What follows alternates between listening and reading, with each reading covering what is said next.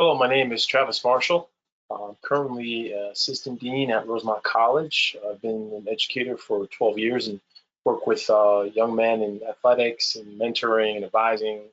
From my perspective, just in terms of my time in academia, I've also seen changing in the dating in terms of the economic power of women. The academic, more women are getting degrees in sciences and other areas where they may have been excluded. So they're more confident. Men sometimes now are really having some of still a challenge of seeing women as their peers. Some men still see that as a challenge that, well, I have this urge or wanting to be the provider or being the one who drives the relationship. So that's caused frustration. And then going now back to maybe those in their 20s, they're lacking the communication skills. I think social media and being able to quickly access different dating avenues has really limited the communication being effective.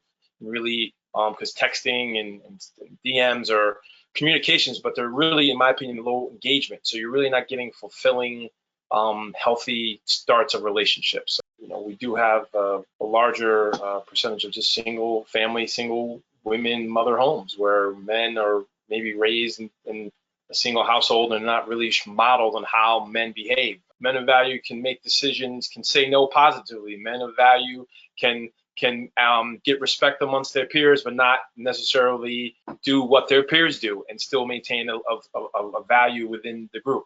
I think some of that is just a lack of being told by it's not a parent or just not being told by some other positive male role model in their life. But sitting there and sitting and talking with them about that in a really specific, simple, consistent manner has changed behaviors. So then I've seen that in their relationships, and I'll observe them in negative relationships. So they feel like they have to be abusive or be harassing to earn the respect of their peers and women. So I think a lot of it is just sometimes just not simple dialogue, not being a lack of dialogue at really critical stages in their development. And training started really young. Probably about a year ago, my son wanted to play with a young female student, and he just started to drag her over to where he wanted her to play with. And I said, well, what are you doing? I just want to play with her. I want her to come with me. He was literally dragging her by the arm.